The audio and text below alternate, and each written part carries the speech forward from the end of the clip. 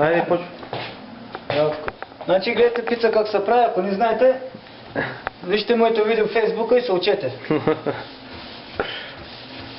Значи тестото така въртиш, малко брашенце, се взимаш така.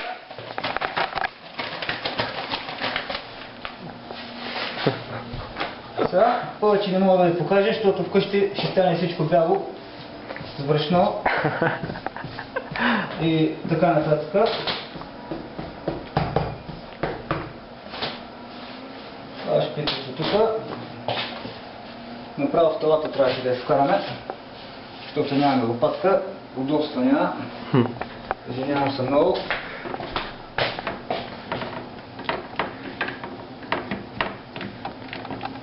Значи, сте беше много кръгла хубава, както видяхте, обаче на брата талата не е кръгла и не мога да я направя както трябва. Ами не знаете, майстори са майстори, при файлята всичко се получава. Значи така, тук почваме нататък, вземаме доматния сос. Така. Лъжицата не е пицаджийска, пак върши работа.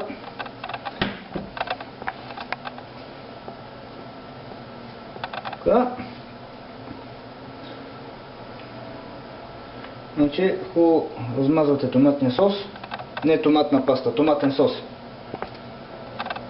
Ако искате сами да си направите, купувате си домати в консервена кутийка с басилика. Слагате малко черен пипер, малко сол и това е цялата далавера като за начало. Чесън. И малко чесън, да, точно, правилно. Той брата. После тук това е такова шпеков салам. Слагам го отдолу, ще бъде под кашкавала, защото ако е на кашкавала отгоре, докато се бъде готова пицата в тази фурна, ще изгорят парченцата. Нали, нямаме такива доста с така пицаджийска фурна голяма. Затова така го правим. После, ето тук е сиренето, настъргано, не сиренето, ами кашкавала. Както виждате, взима се така, почва се по краищата, насипвате го, само че брата е настъргал малко сирене, не знам дали ще стигне, но ще се опитам да го разпилея навсякъде по пицата. Тук, е така, слага. Тук е много важно по краищата да има кашкавал,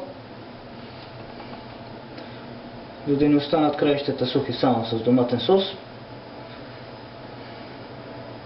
И така, нататък, значи нашата пица днеска е с такова чушка, свежа чушка, нарязана на тъничко, така, свежи Пичурки. свежи гъби, Пичурки. така, тук. Фурната вече е включена предварително до загрей. На колко градуса? На 250.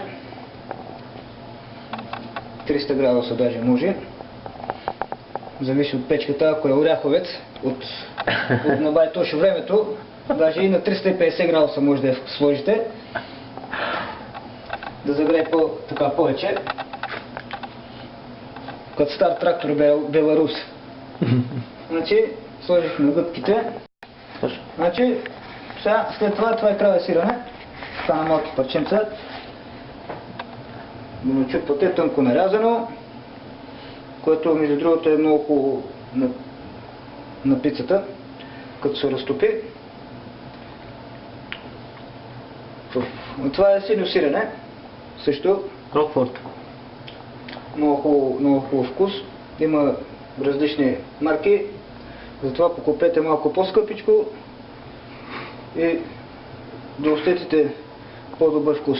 Значи, това мисля, че стига да не стане много. Още едно тук малко накрая да сложим. Значи, Това е всичкото. малко доматки съм нарязал тук. Нали? Доматите с сино сирене са много вкусни на пицата, между другото. Значи, сега това е така. Нали? Снимай ми лицето да ме видят кой съм. Кой ги прави тези пици.